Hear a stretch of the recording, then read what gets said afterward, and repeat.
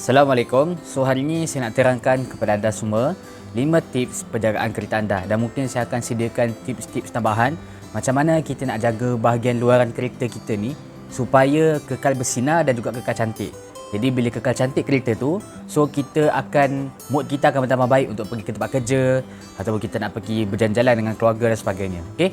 So yang pertama adalah tips penjaga kereta adalah kita kena membasuh kereta. Okay, jadi dalam isu basuh kereta ni kita kena tahu ada syarat-syarat dan juga pantang larang bila kita nak basuh kereta ni. Okay, yang pertama, kesalahan yang selalu orang buat adalah dia membasuh kereta menggunakan sabun cuci pinggan. Okay, so benda ni totally salah. Tak kisahlah sabun cuci pinggan ke, sabun cuci baju ke, shampoo ke sebagainya, totally salah. Sebab apa lagi-lagi dekat sabun cuci pinggan? Sebab sabun cuci pinggan dia ada sifat menghakis.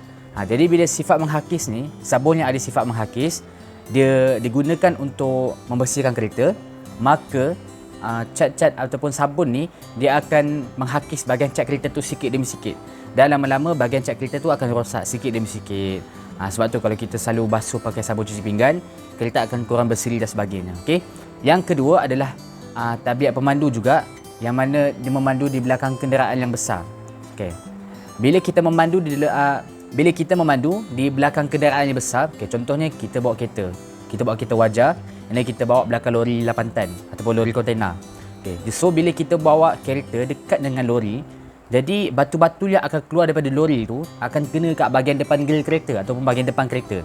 Jadi bila dia kena dekat bahagian depan kereta, cat-cat dekat bahagian depan ataupun dekat bahagian hood, dekat bahagian bonet kereta tu akan terhakis, dan juga batu-batu tu akan mengakibatkan bahagian cat tu terkopek.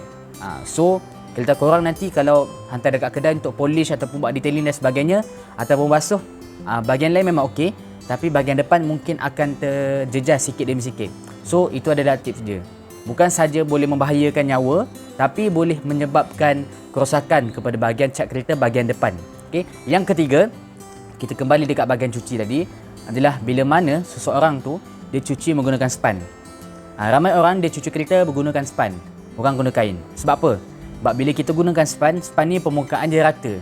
Bila permukaan dia rata, maka dia tak dapat menyentuh seluruh permukaan kereta. Sebab permukaan kereta ni ada yang berlekuk, ada yang berlurah dan sebagainya. So, cadangan yang bagus adalah menggunakan kain microfiber ataupun lebih dipanggil sebagai wash mitt.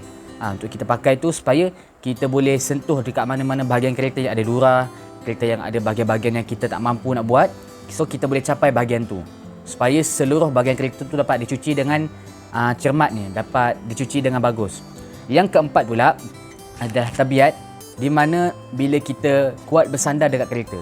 Sebab apa? Bila kita bersandar dekat kereta, maka permukaan jeans ataupun seluar ataupun baju kita, memang nampak dalam mata kasar tak nampak apa-apa.